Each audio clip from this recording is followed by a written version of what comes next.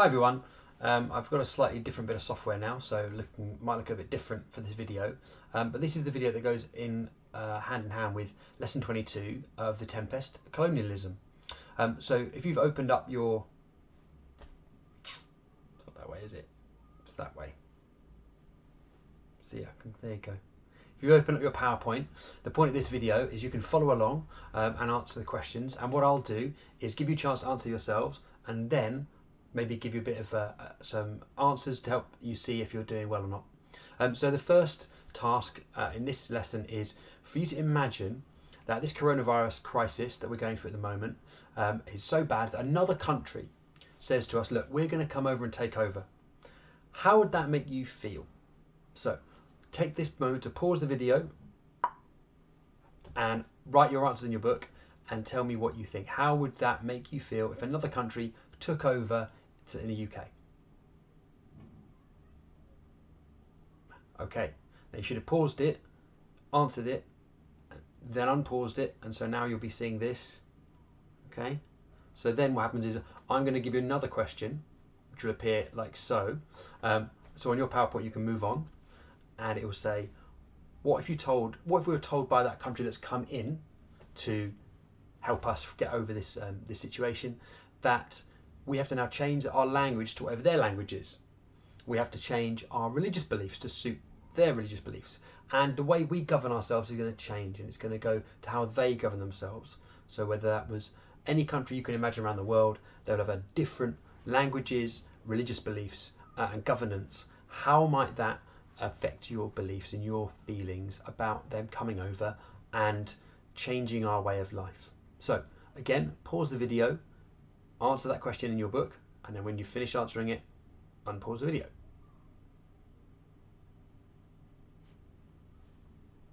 Good. Okay.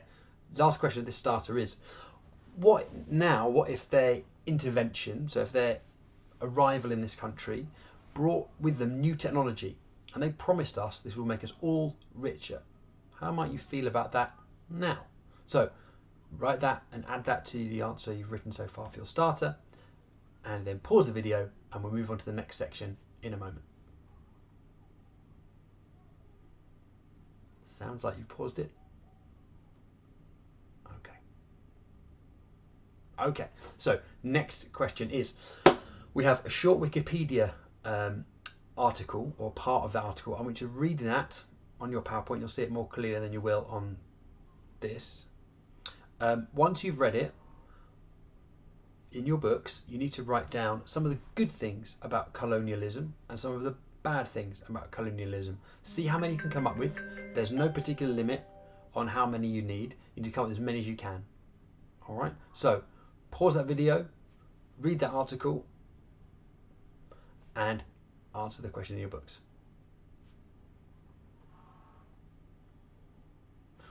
Right, now the next bit is to ask you to figure out what something might mean.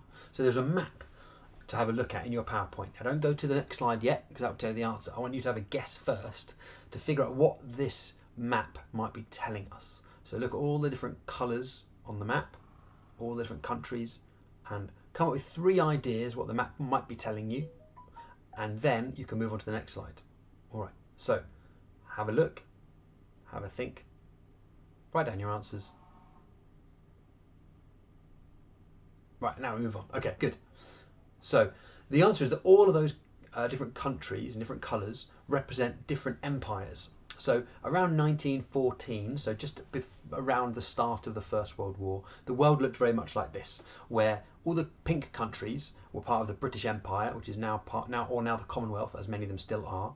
So if you look at Canada and Australia, the Queen is still technically their head of state, even though they have their own government, their own laws, and their own passports and so on. If you look at the blue, that's a lot of countries that were controlled by France, and the key on the side, if you look at this hand, no, that hand, there we go, the little key on the side links with those flags and those countries. So for example, in the light blue you'll see the United States with Alaska to the north west, and the Philippines in the southeast of Asia. So there's only a few countries that they had control over at that time.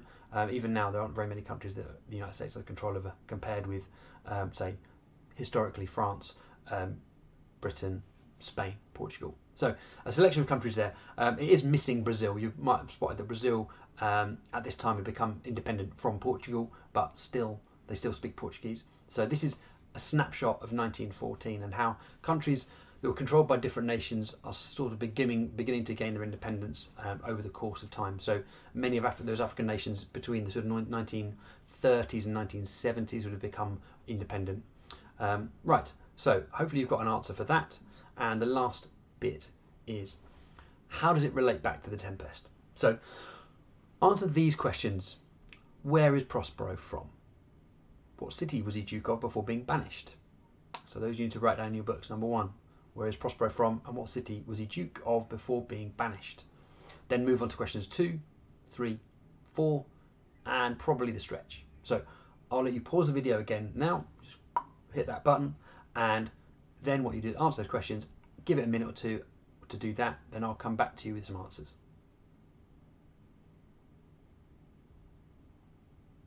Okay, so Prospero is from Italy, modern day Italy, although technically he was the Duke of Milan, and at the time Milan would have been a major city, but Italy would probably be quite fractured into smaller republics, if you like. So if you put Prospero from Italy or from Milan, that's correct. He was the Duke of Milan before he was banished. Now, where is Caliban from? Well, he's from the island. We don't know what the name of the island is, it's just the island. So if you put that, that would be perfect. If you added the fact that Sycorax, the witch, was his mother, that's even better. If you put Caliban's cave, that's where he lives, but it's not really where he's from. So your description of Caliban, hopefully you might have mentioned things like his attempt to rape Miranda, which is why he got banished. So you might then think perhaps he's quite emotional, or perhaps he's quite aggressive, or perhaps he's a bad person. On the other hand, you might say that he's been poorly raised by Prospero. So Prospero acted like a father to Caliban and didn't teach him right from wrong. He just taught him facts, like, oh, that's the name of this, that's the sun, that's the sky. He didn't tell him about morality. So you might think, well, he's an immoral person because he's done a bad thing. Or it could be, you could think he's a victim because he's never been raised properly. So those adjectives should cover a variety of things, but the main focus has to be that he is both a victim and a villain. He is both banished by Prospero, but he is also looking for revenge. Now, for number 4, it's a very big question and a very big answer. So the way Caliban's been portrayed suggests that the preconception we have about people from far-off lands at the time, so if you imagine 17th century England, their view of people from our far-off lands might have been they are immoral, unable to control themselves, they are different. In the way we've seen some pictures of how Caliban might have been portrayed on stage, he's shown as being very physically different, but often portrayed by a black actor. Certainly in modern adaptations, because the assumption is that he represents the slave trade, or he represents the oppressed minority of people who were forced out of their home as part of colonialism and taken to the Caribbean or taken to North America and abused. So in many ways he is symbolic of that. So he has been abused. His lack of morality in our Western, if you like, or European-centric eyes suggests that perhaps we are viewing him in an unfair light. So it's very complicated, it's very detailed. I'm hoping you've come up with a few ideas of your own.